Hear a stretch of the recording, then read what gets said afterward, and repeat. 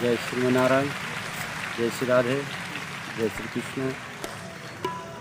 अंतमति सोगति। मनुष्य के मरने के समय जो व्यक्ति जिसका ध्यान करके और अपने प्राण त्याग करता है, उसका अगला योनि जो है उसी योनि में जाकर के निर्धारित होता है। आप देखते होंगे मरने के समय व्यक्ति जो होता है कभी हंसता है, कभी रोता है, कभी जोर से चिल्लाता भी। तो चिल्लाने का मतलब डरता है। जो अपने कर्म किया है, कर्म के अनुसार जो है उसको फल जो है, जब यमराज सामने आ जाता है और यमराज सब सामने आते हैं तो वह उस यमराज को देख करके और अपनी दंड का जो है भोगते हुए वह कभी कभी बड़ी जोर से चिल्लाता है, कभी हंसता है। जब वो अपने कर्मों के अच्छे गुण को देखता है तो देखने के बाद कभी वह चिल्लाता हंसता भी है, और कभी जोर से जो है जब रोने लगता है तो समझ जाइए वो अपने कर्म दंड को भोगते हुए वह बड़ी जोर जोर से चिल्लाते रहता है। तो मनुष्य के मरने के जो व्यक्ति जो कर्म करता है उस कर्म के अनुसार उसको अपना दंड भोगने को पड़ता है। इसमें कोई ऐसा नहीं कि कर्म करके और वह वंचित हो जाए, तो अपने ही कर्मों के दंड जो है वह भोगने को मिलता है। इसीलिए कहा गया है अंतमति सोगति। जो व्यक्ति के अंतिम जैसा मति बनेगा उसका अगला योनि वही निर्धारित होता है। ये नहीं कि मरने के बाद उसकी गति मति के ऊपर जो है निर्धारित होता है। एक छोटा सा दृष्टांत जड़ भरत की कथा आती है। जड़ भरत सबको त्याग करके जंगल छोड़ करके जंगल में गंडकी नदी के किनारे, यानी नेपाल में गंडकी नदी है, उस नदी के किनारे जा करके वह तपस्या करने के लिए गए। ऐसे कहा गया है 51 के बाद जीव को घर त्याग कर देना चाहिए। 51 के बाद आता है 51 वन, 52 वन।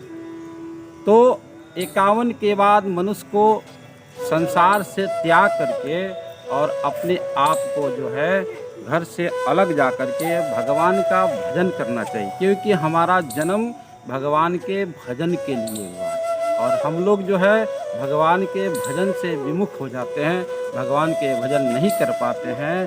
तो कहते हैं अंत में जो है वह घर त्याग करने के बाद जब भगवान की भक्ति प्राप्त होता है तब जा कर के उस जीव का उद्धार होता है। इसीलिए कहते हैं कि 51 के बाद घर द्वार छोड़ करके आप तीर्थों में जाकर के वास करें और वहाँ भगवान की खूब भक्ति करें। जड़ भरत जी महाराज घर द्वार छोड़ करके चले गए गंडकी नदी के किनारे और वहाँ जाकर के भगवान का खूब भजन करने। एक दिन की ऐसी घटना घटी कि वो जब गंडकी नदी में स्नान कर रहे थे उसी समय जो है वहाँ एक गर्भवती हिरनी पानी पीने के लिए आई।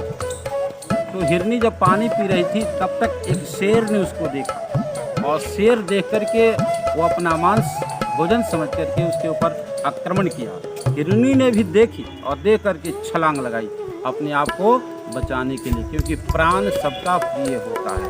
वो चाहे जिस जोनी में जाए उसका प्राण जो है बहुत प्रिय होता है। वो नहीं चाहता है कि हम मरे, लेकिन यह सत्य है, यहाँ जो आया है आज नहीं तो कल उसका मरण निश्चित है। इसीलिए मरण निश्चित है तो कहते अच्छे कर्म करके अपने जीवन को आनंदित करना चाहिए, मंगलमय बनाना चाहिए। तो जड़ भरत जी महाराज जब स्नान करने लगे तो वह हिरनी आकर के जब पानी पीने लगी, शेर ने देखा, शेर को देख करके वह उछाल मारती है, और जब उछाल मारी तो उसका प्रसव जो है, बच्चा जो है नदी में गिरा। यह भरत जी महाराज ने देखा। भरत जी महाराज कहते संत, तो संत का हृदय जो होता है, संत हृदय नव नीत समाना, संत का हृदय जो है माखन से भी कोमल होता है। संतों ने देखा ये छोटा सा बाल बच्चा है और बच्चा किसी का हो बहुत प्रिय होता है, उन्होंने दयाई और सावक के बच्चों को उठाया और अपने कुटिया में लिया करके रख दी। और हिरनी जो है उस पार जा करके अपने प्राण को त्याग कर देती है। संत का काम है दया करना, दया की बच्चा है लिया करके रख दी, अच्छी बात है, सेवा करने लगे ये भी अच्छी बात है, लेकिन अब उसके प्रति ममता हो जाए, संसार में रहना है अच्छी बात है, परंतु संसार को अपने ऊपर हावी कर लेना यही जो है मनुष्य के पतन का कारण है। संसार में रहो, जिस प्रकार कमल जल में रहता है लेकिन जल की एक भी बूंदे कमल के पत्तों पर नहीं आता है, उसी प्रकार हमें संसार में रह करके और संसार मेरे ऊपर हावी न हो जाए, हम संसार के वशीभूत न हो जाए, ऐसा ध्यान रखते हुए भगवान का भजन करते हुए अपने जीवन को आनंदित कर सकते हैं। लेकिन हम लोग इस माया के चक्कर में सब कुछ भूल जाते हैं और अंत में जो है हम इस संसार के वशीभूत हो जाते हैं, जिसके कारण हम लोग को कष्ट भोगना पड़ता है। तो भरत जी महाराज ने बच्चे को पाला पोसा, सुंदर सुंदर हरा हरा घास ले आके खिलाने लगे, यहाँ तक तो ठीक है। लेकिन जब भरत जी महाराज तपस्या जब करने बैठे, आए हरि भजन को ओटन लगे कपास। यहाँ तो आए हैं हरि भजन करने के लिए, लेकिन यहाँ भजन नहीं, यहाँ तो माया सताने लगती है। अब भरत जी महाराज सेवा में अपना भजन लगाने लगे और सेवा में जब भजन ये सावक के सेवा में समय जाने लगा, अब भरत जी महाराज विचार करने लगे भजन करने। अब उसे सावक के प्रति इतना प्रेम हो गया कि उसके बिना वह रहना मुश्किल हो गया। अब भजन के समय जो है खाना पीना रहना सब कुछ ध्यान में आ गया कि बच्चा हम नहीं रहेंगे तो बच्चा कैसे जिएगा, हम नहीं रहेंगे तो इसको कौन पालन पोषण करेगा। ऐसे विचार करते हुए भरत जी महाराज की अंतिम समय आया, मरने का समय जब आया तो भरत जी महाराज के समक्ष उस हिरण के बच्चे का ध्यान आया और हिरण के बच्चे का ध्यान करते हुए भरत जी महाराज का प्राण जो है निकला। भरत जी महाराज अगले जन्म में पुनः शावक के बच्चे के रूप में जन्म लेते हैं। कहते हैं जब कभी किसी के प्रति प्रेमासक्त हो जाते हैं और भगवान का भजन नहीं होता है, वही पतन का कारण होता है। तो भरत जी महाराज तपस्या करते गंगा जमुना सरस्वती नदी के तट में जाकर के कमर भर गर्दन भर पानी में तपस्या करने से मंत्र सिद्ध हो जाता है। तो भरत जी महाराज गए तपस्या करते करते ओम नमो भगवते वासुदेवाय का मंत्र का जाप भी करने लगे, लेकिन अंतमति उस शावक के बच्चा से प्रेम होने के कारण भरत जी महाराज को अगले जन्म में शावक के बच्चे में जन्म लेना पड़ा। लेकिन ध्यान रखना, पूजा पाठ दान पुण्य कभी व्यर्थ नहीं जाता है। अगले जोनी में जाने के बाद भी वह आपको पुण्य प्रभाव देता है।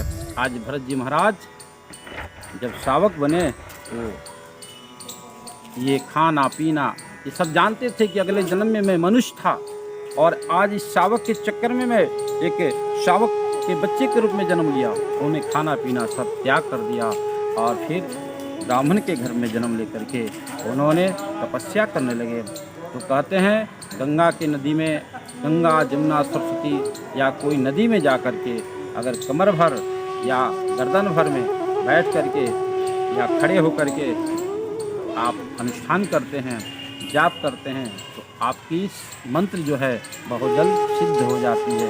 तो भरत जी महाराज पुनः ब्राह्मण के घर में जन्म लेकर के और वह मंत्र जाप प्रारंभ करते हैं, जिसके द्वारा तीसरा जन्म में उनका उद्धार होता है। इसीलिए कहा गया है अंतमति शोगति। इसीलिए सुंदर गति पाना है तो भगवान के सानिध्य में जाओ, अपना विचार बदलो और समय जो है अधिक से अधिक भगवान के भजन में निकालेंगे तो आपका भी कल्याण हो जाएगा।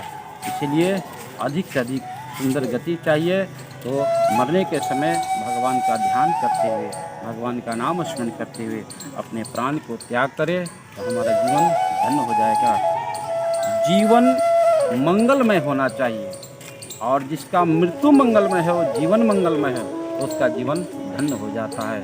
जैसे आपके भीष्म पितामह जी का हुआ, भीष्म पितामह मरने के समय भगवान का ध्यान करते हुए अपने प्राण को त्यागे। श्री कृष्ण गोविंद हरे मुरारे, हे नाथ नारायण वासुदेव।